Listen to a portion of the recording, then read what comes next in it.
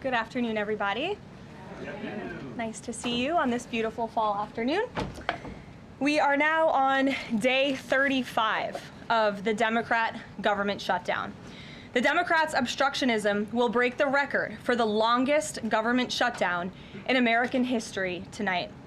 The Democrats are intentionally hurting American families, workers, and businesses with this shutdown to fight for free health care for illegal aliens and to appease their radical left-wing base. And it's a total disgrace.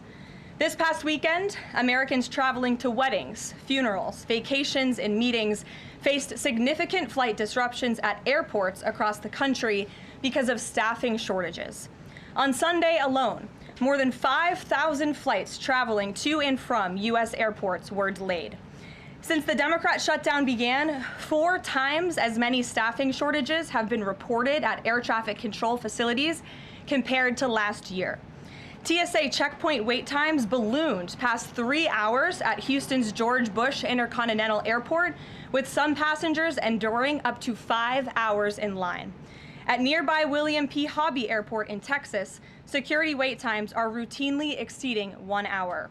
More than 13,000 air traffic controllers are continuing to work without pay. Because of the Democrats, these men and women who keep our airspace safe and moving will miss a second paycheck in a row this Friday if Democrats refuse to open the government. Let me be clear to our incredible air traffic controllers across the country.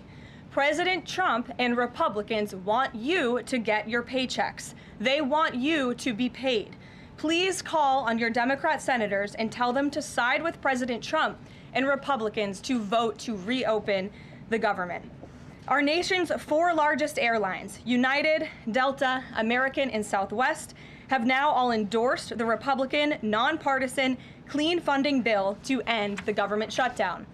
Major unions, collectively representing tens of thousands of pilots, have also joined the airlines in calling on Democrats to pass the clean, nonpartisan CR. The travel industry is also imploring Democrats to end the shutdown and reopen the government.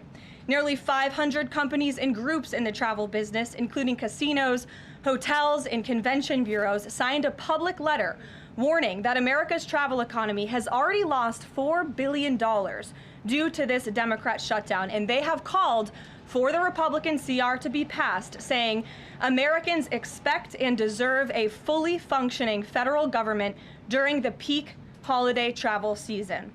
Never before have we seen private industry and union leadership so unified on the same issue, rallying behind Republicans in such a vocal way. The Democrats have completely lost the plot. They are endangering the safety, prosperity, and livelihoods of millions of Americans. It's well past time Democrats do what they did 13 times under Joe Biden and pass the clean funding bill extension. All we need are 5 Democrat senators to put country over party and vote to end this reckless shutdown. In other news, tomorrow will mark the 1-year anniversary of President Trump's historic election victory, where he won nearly 80 million votes, the popular vote, in all 7 swing states. This was the ultimate poll on November 5th. The president secured a mandate to make America great again, and he has delivered in record time. Never before have we had a president who has kept their promises like President Trump has. I'd like to go over a few of those with you. In less than 10 short months, President Trump signed the largest middle-class tax cut in history, including no tax on tips, overtime, and Social Security to put more money back into the pockets of the American people. The president ended the southern border invasion of the Biden administration, made our border the most secure in history, and he is carrying out the largest mass deportation campaign of illegal aliens in our nation's history to protect our homeland, just as promised. President Trump has aggressively taken on drug cartels by declaring them as foreign terrorist organizations and even blowing up narco-terrorists who have tried to poison the American people with fentanyl and other illegal narcotics. President Trump defeated the Biden inflation crisis, and he continues to implement a pro-growth, America First economic agenda to make America affordable again, and we are seeing the results of that every day. Inflation has remained low and steady, averaging just 2.5% compared to the painful average of 5% under Biden, and we know it was historically higher than that for most of President Biden's term. Meanwhile, real private sector wages are on track to rise by almost $1,500 since President Trump took office, a significant change to the Biden years where private sector wages declined and were being wiped out by inflation. President Trump has ended the reckless war on American energy and unleashed energy dominance, with gas prices now plummeting to their lowest average levels in more than 4 years. President Trump implemented powerful tariffs to rebalance America's trade deals, protect American workers, and returning our country to be a manufacturing superpower once again. As a result, the president has secured trillions and trillions of dollars in private and foreign investments into the United States, which are creating high-paying jobs for the greatest workforce in the world.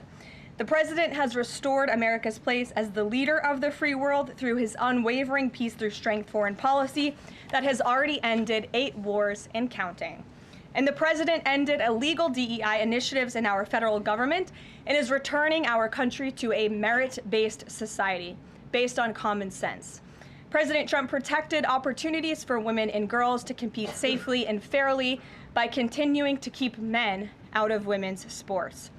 Americans have a president who works tirelessly, literally 24/7, to improve their lives and make our country better than it has ever been before. So with that, today we will open it up to questions, and we will start with our independent journalist in our new media seat, Julio Rosas. Julio, please start. Thank you. Thanks, Caroline. So over the weekend in Mexico, a mayor in Michoacan, Carlos Manso, he was assassinated while celebrating Dia de Muertos with his family. His assassination has sparked a lot of outrage. A lot of Mexicans are very upset. They're blaming President Claudia Sheinbaum for not taking the cartel threat seriously enough. Yesterday, she said that, once again, she's not going to allow any foreign military intervention to take on the cartels on Mexican soil, and that Mexico is not going to pursue a drug war similar to what they've done in the past. So my question is President Trump satisfied with Claudia Sheinbaum's approach to cartels? And if not, has Manso's assassination kind of opened up some new options for the United States to pursue regarding cartels? Well, first of all, with respect to this specific news item and this alleged assassination that took place in Mexico, I know the Trump administration, we are aware of that, and of course we condemn all political violence anywhere in all forms. As for Claudia Sheinbaum and the president's relationship with her, I think he has a lot of respect for her as president of Mexico, and he also really appreciates the coordination that she has provided to the Trump administration. I can't speak for her and what she's doing internally in her country. I can speak for the president in saying we are continually pushing Mexico to do more to tackle the drug trafficking and the drug cartels within their country, and we are working with them in any way that we can. And the president has obviously used the full range of executive options in his authorities to crack down on drug trafficking at our southern border and to designate these cartels as foreign terrorist organizations and additional actions as well. Just one more question. Sure. So at the Antifa roundtable that we were at just last month, myself and the other panelists made the recommendation to the president for, speaking of foreign terrorist organizations, to have Antifa not just be domestic terrorist organization, but be designated as a foreign terrorist organization since they have cells in other countries. He mentioned to Secretary Rubio, because he was in the room at the time, to look into that. So I just wanted to see if there's an update on that. Sure. That process is most definitely taking place. I don't have any announcements for you on that today, but I can certainly assure you the administration is working on it, and I'll check in on it and get back to you, Julio. It's a good question. Thank you very much. Jackie. Thank you, Caroline.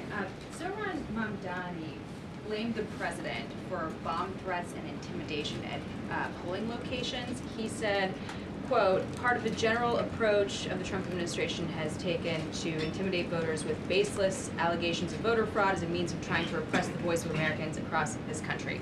I want to give you a chance to respond to that. Yeah, I saw those comments from Mamdani. I think they are completely irresponsible, and they are based on zero evidence. And I think this is just another example of how the Democrat Party unfortunately stands for nothing. All they stand against is President Donald Trump. And I think it's quite sad to see that we have someone at the top of the ticket on an election day today saying such things about the president when he obviously had absolutely nothing to do with those threats. And on the shutdown, Democrats have been pretty quiet about the president's push for the nuclear option, terminating the filibuster.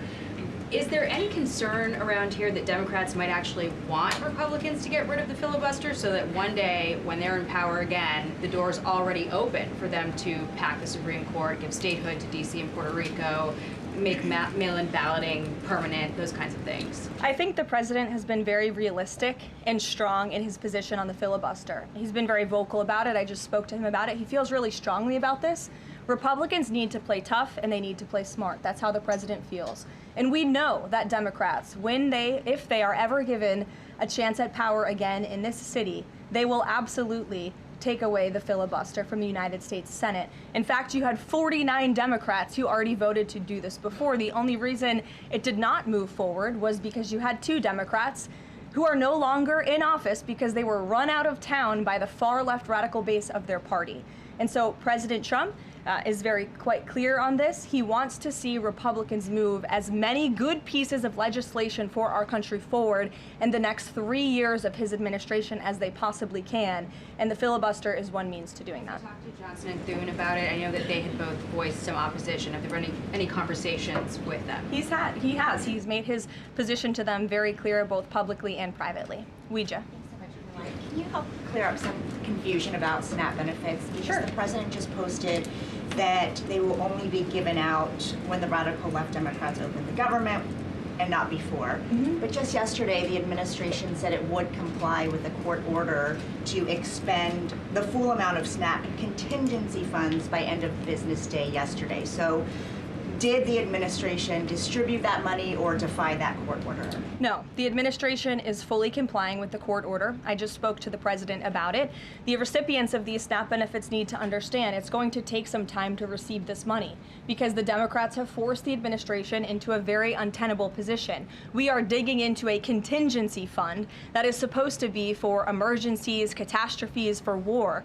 And the president does not want to have to tap into this fund in the future, and that's what he was referring to in his Truth Social post. So the Department of Agriculture, as for the latest SNAP payment in the judge's order, put out guidance to states today on how to get that money to the recipients of SNAP. But it's going to take some time. The best way to get the full amount of SNAP benefits to those beneficiaries is for Democrats to reopen the government. So to anyone who is a SNAP beneficiary at home who needs that assistance, and the president was just saying, this is for people who are truly needy, who need food, who need this assistance from the United States government. Democrats are holding it up and making it difficult for the administration to get those payments out the door. So if you are at home and you want your SNAP benefits, call the Democrats and tell them to reopen the government. Blocking that contingency fund for the future if this shutdown lingers on? Look, the president does not want to have to continue to dip into a contingency fund that doesn't even have enough money, by the way, to fund the full program. It takes $9 billion to get the full scale of the benefits out the door. This contingency fund only has about $5 billion in it. So again, Democrats need to reopen the government so we can get these benefits out the door for people who truly need them. Kate. Thanks. The president suggested that if Mamdani wins, that he would cut federal funding to New York. How much funding would be impacted? What would be impacted there? Well, look, we won't get ahead of the election results, nor will I speak to what the president may do in the future. We'll see how tonight goes, and then I'll let him speak on it further. And why did the administration exclude Democratic lawmakers last week? There was a briefing about U.S. strikes on alleged drug trafficking boats. Why were those Democrats excluded? The administration has briefed Congress on these matters 8 separate times, and Democrats have been included in those briefings. In fact, I know that Secretary Rubio will be on Capitol Hill tomorrow to brief the Gang of 12, which includes Democrats as well. So the president's made it very clear, if senators want to understand the administration's operations against narco-drug traffickers, we are very happy to speak with them about that, and we will continue to do so. But we've been incredibly transparent. As I said, there's been 8 briefings on this topic, with the 9th coming tomorrow. Rachel. Thanks, Caroline. There's been some reporting out there about the possibility of furloughed workers not getting back pay. We know that the president signed that bill into law in his first term. Does the administration guarantee that all furloughed workers will get back pay? This is something we are very much open to discussing with Democrats as part of the discussions about the continuing resolution to keep the government open, and it's something that Republicans are talking with Democrats about right now. I won't get ahead of those negotiations or discussions. That's a possibility that may not happen, even though it's law. I just said Republicans in the White House are very much open to discussing this with Democrats. And just one last question. As this government shutdown now drags on, about to make history as the longest government shutdown in American history, can you talk about what the president is personally doing to try to see an end to this? He's pushing Republicans to keep voting and to keep opening up the Senate floor to vote for the clean continuing resolution. He had the Senate Majority Leader and the House Caucus Leader, Hakeem Jeffries, here at the White House to talk about this in the very early stages, to give them a chance to come to their senses and avoid this entire government shutdown at the very beginning. And they chose not to. And I think it's been very clear to everyone in this room and to everyone across the country that the Democrats are playing partisan politics with our United States federal government. And all Republicans have wanted to do for the last 35 days is reopen the government. That has been the president's position since day one. It is his position today on day 35. And all we need are 5 common sense Democrats with have a little bit of courage and come to the table and vote with Republicans. I saw Senator John Fetterman on television last night saying that he hopes more folks in his party will step up. And we certainly agree with him on that point. Sure.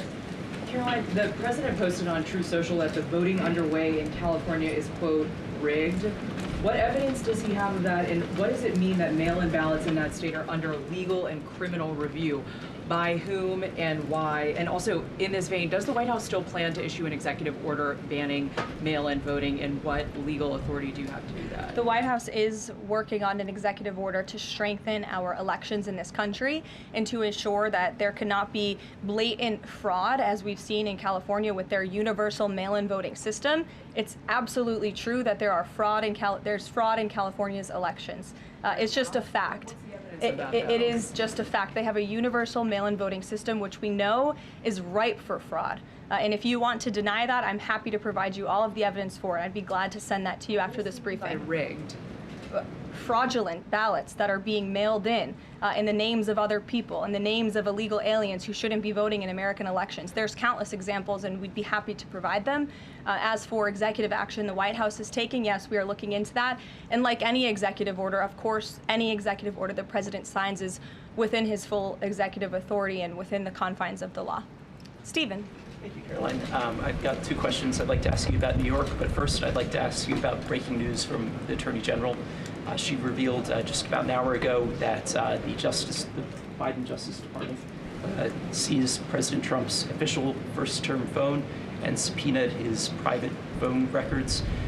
Do you have a reaction to that? And also, do we know if they actually got those private call records? I saw the Attorney General's post on that. For additional questions, I would refer you to the Department of Justice, but I think this is just further evidence of the egregious overreach and weaponization of government that took place under the previous White House against then former President and now President Donald J. Trump. It was a clear effort by the Biden White House and the Biden DOJ to go after the president, and this is just further evidence of that.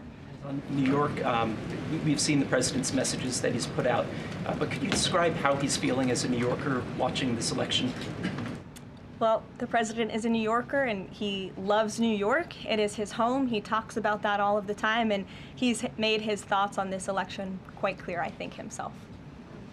In the back, yes, go ahead. Thank you. Over the weekend, there were reports. I was going to you in the green, but go ahead and then you can have your question. Thank you. Over the weekend, there were reports that President Trump was due to host President of Syria, Ahmed al-Sharia, on Monday. Do you have any preview for that meeting? Is he expected to invite him to join the U.S.-led anti-ISIS coalition? I can confirm that that meeting will be taking place here at the White House on Monday, and this is part of the president's efforts in diplomacy to meet with anyone around the world in the pursuit of peace. And as you know, when the president was in the Middle East, he made the historic decision to lift sanctions on Syria to give them a real chance at peace. And I think the administration, we've seen good progress on that front under their new leadership. And so he will be here at the White House on Monday, and I'll let the president speak further on it on Monday. Yes, go ahead. Thank you, Caroline. I was just curious, you had mentioned there that President Trump, as we know, has been speaking with Republican leaders in Congress about reopening the government. Is he involved in any other negotiations, and is he prepared to sign something if a deal does come out by the end of this week? On top of that, with SNAP benefits, does he have any authorities or considering any authority there to release more funds to help people who are desperately needing these benefits? So look, I think I've already answered the question on SNAP. We're complying with the court's order, and we're getting that partial payment out the door as much as we can and as quickly as we can, but it's going to take some time because, again, this is a prorated payment that we're tapping into a contingency fund for. The best way to get those payments out the door is for Democrats to reopen the government. But yes, the president is in constant communication with his friends on Capitol Hill. They know, they call, he answers, he picks up the phone. He's a very transparent president in that way. And as soon as the Democrats pass the clean continuing resolution, President Trump will be here to sign it. Michael. Thank you, Caroline. President Trump has threatened to go into Nigeria guns a-blazing if Nigeria's government does not stop the killing of Christians in that country. Has the White House heard back from Nigeria's government on this threat? As the president stated, Michael, if the Nigerian government continues to allow the killing of Christians, the United States will immediately stop all aid and assistance to Nigeria and may take action to wipe out the Islamic terrorists who are committing these horrible atrocities, especially against innocent women and children. I don't have any further announcements on that for you today, but I can assure you the President of the United States is watching this situation unfold very closely, as is our Secretary of State, Marco Rubio. Caroline, President Trump has endorsed Andrew Cuomo in New York City's mayoral race. He has not by name endorsed Winsome Earle-Sears in Virginia's gubernatorial race. Why is that? Look, as you know from this podium, I'm quite limited in what I can say with regards to ongoing political elections. I think the president has spoken for himself and what he wants to see take place in these elections today. Lalit. Thank you. I would like to ask you about India-U.S. citizenship. What is President's thoughts on the future of India-U.S. citizenship? I'm sorry, Lalit, can you repeat that? What is President's thoughts on future of India-U.S. relationship? I think he feels very positive and strongly about it. As you know, he recently, a few weeks back, spoke to Prime Minister directly when he celebrated in the Oval Office Diwali with many high-ranking Indian American officials here at the White House. We have a great U.S. ambassador to India in Mr. Sergio Gore, who will represent our country very well. And the president and his trade team continue to be in very serious discussions with India with respect to that topic. So I know the president has great respect for Prime Minister Modi, and they speak pretty frequently. Thank you. Hi, yes. The air traffic controller crisis ongoing. Secretary Duffy said he will now start to cancel and ground flights next week to maintain safety. Should people fly next week given this new information, and is the administration encouraging people to stop flying altogether and look at alternative transportation modes? The administration is encouraging Democrats to reopen the federal government so this chaos and disruption to our air traffic control system in the United States of America stops. It is ridiculous that we have even gotten to this place and that the Democrats have continued to shut down the government with 35 days, our air traffic controllers continuing to work unpaid, every single major airline in our country coming out and begging the Democrats to please reopen the government. And you had a Democrat staffer who was quoted, I believe in Politico a few weeks back, saying, short of planes falling out of the sky, we are not going to reopen the government. That is a reckless and dangerous statement from someone who didn't want to put their name on that statement, but we know it came from the Democrat Party.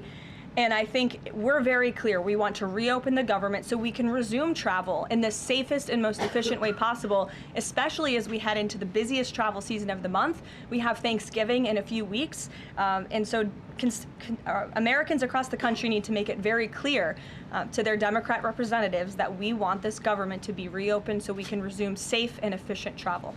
Fran. Caroline, As of last I checked, the president still had not commented on the death of former Vice President Dick Cheney.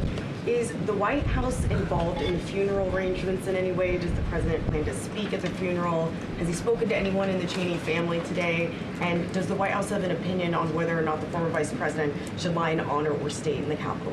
I don't believe the White House is involved in that planning, or at least hasn't gotten to it yet. I know the president is aware of the former vice president's passing, and as you saw, flags have been lowered to half staff in accordance with statutory law. Jasmine. Thank you. Back on the question of the filibuster, how much political capital is President Trump willing to expend to get Republicans to do what he's asking? I mean, will we see him at the Hill? Will he be calling folks over here? What exactly is President Trump planning to do outside of these true socials and maybe some of these private conversations to get Republicans to fall in line? Look, I think you'll see. I think you'll see the president continue to engage very strongly and consistently with his friends on Capitol Hill. I don't have any meetings to read out for you at this time, but I think you should stay tuned and keep your eyes on Truth Social on this matter. The president's making his position on it quite clear. And again, he is right. Republicans need to play tough. We know that this is what the Democrats will do if they are ever given the keys to power again. And he wants to pass as many good pieces of legislation as we possibly can for our country and for our people. That includes election integrity reforms. It includes additional tax policy. It includes, fixing our immigration system further in ways that only Congress can. And the president fears with a Democrat Party that is so radical and opposes everything he does and everything he says, this is the only option for Republicans to move forward. Karen. In a second question, President Trump said to CBS in the 60 Minutes interview that he did not know the Binance founder, which he pardoned. What exactly did he mean for that? I know it caused. He means he does not know him personally. He means he does not have a personal relationship with this individual. And when it comes to pardons, the White House takes them with the utmost seriousness, and the president understands the responsibility that he has as president to issue clemency and issue pardons to individuals who are seeking that. That's why we have a very thorough review process here that moves with the Department of Justice and the White House counsel's office. There's a whole team of qualified lawyers who look at every single pardon request that ultimately make their way up to the President of the United States. He's the ultimate final decision maker. And he was very clear when he came into office that he was most interested in looking at pardoning individuals who were abused and used by the Biden Department of Justice and were over-prosecuted by a weaponized DOJ. And the individual you're referring to, that was certainly the case. Even the judge in his case said that the sentencing that the Biden administration was asking for was egregious and went too far. And so the president is correcting that wrong, and he has officially ended the Biden administration's war on the cryptocurrency industry, and I think that's the message he sent with this pardon. Karen, yes. Back on the issue of back pay for furloughed workers, you said that the White House is open to discussing that with Democrats, but what would that discussion even be? There was a law, the president signed it in 2019. What could a discussion look like? Why is that even open for discussion? Look, Karen, as I said, Republicans are talking about that with Democrats right now, and I don't want to get in the middle of those sensitive conversations. But as we've complied with the SNAP order, the White House, the administration is always going to comply with the laws. We're always going to comply with the ruling of judges across the country. But the Republicans are discussing this matter with Democrats right now. Why would there even be a consideration of not paying those workers? Tom Dempsey with News Nation. Big day in the Supreme Court tomorrow with President Trump's tariff policy facing a legal challenge. What's at stake with that case? And if the Supreme Court rules against the Trump administration, what is Plan B for trade policy? I'll tell you, the White House is always preparing for Plan B. It would be imprudent of the president's advisors not to prepare for such a situation. With that said, we are 100% confident in the president and his team's legal argument in the merits of the law in this case, and we remain optimistic that the Supreme Court is going to do the right thing. The importance of this case cannot be overstated. The president must have the emergency authority to utilize tariffs. Look at what President Trump has been able to do with the leverage and the power of tariffs. He's been able to sign peace deals all over the world and end global conflicts and literally save lives. He's been able to bring in trillions of dollars of investments into our country. In fact, this year alone, we are going to cut the deficit by $600 billion, namely because of the president's effective use of tariffs. And the president strongly believes that economic security is a matter of national security, and tariffs have a lot to do with that. And this case is not just about President Trump. It's about the use of this emergency authorization for tariffs for future presidents and administrations to come, and we're confident and hopeful that the Supreme Court will do the right thing. Kristen. Why did President Trump get an MRI during his recent visit to Wall Street? Look, as President Trump said, he would inquire with the physicians. I'll check back on that. But as the physical itself stated, Kristen, and as you all know, because you are all witness to it, every single day the president is in optimal physical health. This was a follow-up appointment, and we provided a detailed readout of that physical. I'm happy to give it to you again, and I can inquire further. With all due respect, an MRI is a very specific procedure. It's done on a part of the body looking for something specific, so it's not generally part of any kind of routine checkup. And in addition, President Trump has said that he wants to be transparent. He told us to ask the doctors, which we have and have not heard back. Why don't we have more information on this? As I said, I'll check back for you. Go ahead. Caroline, can you update us on the mediation efforts this administration is leading in Sudan, trying to achieve a ceasefire there? Sure, yes. The United States is actively engaged in efforts to bring about a peaceful resolution to the terrible conflict in Sudan. We remain committed to working with our international partners, including Quad members, Egypt, Saudi Arabia, the UAE, as well as others, to lead a negotiated peace process that addresses both the immediate humanitarian crisis and the longer-term political challenges. I actually spoke with Secretary Rubio about this morning, as of course there's been, kind of an uptick in recent reporting on the matter, and he assured me that the administration is very much engaged. We're in pretty frequent communication with those Arab partners that I just mentioned, and we want to see this conflict come to a peaceful end, just as we have with so many others, but the reality is it's a very complicated situation on the ground right now. Yes. Hi, yes. Just trying to go back into the subject of Mexico. Is the Trump administration planning to send U.S. troops to Mexico to combat drug cartels, as reported by other outlets? That's not something I would confirm from this podium if it were happening, so I will not comment on that. Eamon. Thank you, Caroline. Why did the president decide not to go to the Supreme Court tomorrow? He'd indicated earlier that he might want to go and attend in person. Yeah. Now he's saying he's not going to go. Why? The president did have an interest in attending the Supreme Court hearing tomorrow, as I just expressed how important it is to him, the administration, and the country, this case. But he is traveling to Miami tomorrow, as you all know, to give an economic address with the mayor of Miami and many global business leaders to talk about his historic success with the economy over the past 10 months and talk about sort of where we are headed as a country in terms of our economy. So he'll be traveling tomorrow on the road in Miami. That's why he won't be here, but Secretary Scott Bessent will be in attendance at the hearing tomorrow at the request of the president. He has said that he doesn't want to export the high-end NVIDIA chips to China, but the Wall Street Journal reported yesterday that there was some question about whether the president would raise this as a possible concession with the Chinese side during his meeting with Xi Jinping. So does the White House consider NVIDIA chip exports to China to be a closed issue right now, or is this an ongoing negotiation between the United States, China, and NVIDIA at this point? The president has made his position on this very clear, both to the Chinese and also to all of you. He's answered this question directly. As for the most advanced chips, the Blackwell chip, that's not something we're interested in selling to China at this time. Annie. Does the president think that the results of the Virginia or New Jersey gubernatorial races tomorrow, or statewide races tomorrow, will in any way reflect a voter sentiment towards his administration? Look, Annie, I'm not at liberty to talk about the election results, and I certainly won't get ahead of them. I'm not going to engage in hypotheticals that may or may not happen tonight. We'll have to watch and see. And I'm sure you'll hear directly from the president tomorrow on that point. Quickly on Snap, just really quickly, is there anything that prompted the president's tweet this morning? Because it did seem quite different from some of his other communications about Snap.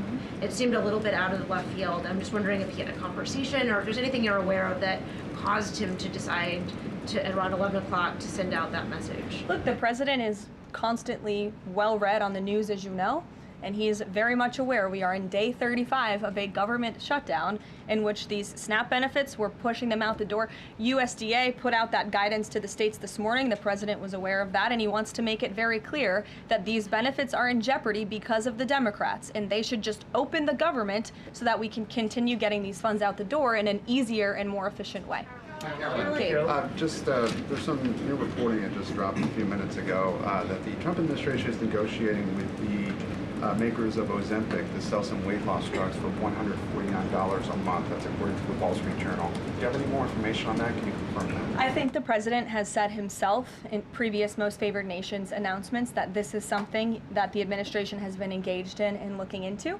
I won't get ahead of the president on any future announcements, but I will echo his strong commitment to bringing down drug prices in this country. And you've heard it directly from Secretary Kennedy and Dr. Marty McCary and his entire Health and Human Services team, how committed the president is to bringing down the cost of drugs, and we're working with pharmaceutical companies to do that every day. Very quickly, Caroline, on SNAP. I know it's been asked, and I know we just asked it, but I want to put a fine point on it. You talked about the president's post here, and he wrote that SNAP benefits will only be given when the radical left Democrats open up the government. I understand your previous answers, but as written, how would that not violate a court order as it's written? I've now answered this question several times, Gabe. We are complying with the court's order. We are getting the payments out the door as quickly as we can. USDA sent the guidance to the state. The president is referring to future SNAP payments. He does not want to have to keep tapping in to an emergency fund and depleting it. In the case of a catastrophe in this country, he wants to have those funds preserved, as they should be. And he's made it very clear Democrats should reopen the government. I have one final positive note for all of you. I told you I would keep you posted when the White House would resume public tours. Well, I'm pleased to announce the Office of the First Lady has reopened the doors for public tours on Tuesday, December 2nd. There will be an updated route, of course, for guests in light of the ballroom construction that's taking place, but we very much look forward to celebrating the holiday season. And the public and members of Congress and anyone who wants to come visit the First Lady's beautiful decorations is welcome to go to whitehouse.gov/visit to sign up for a tour. Thanks, guys. We'll see you tomorrow.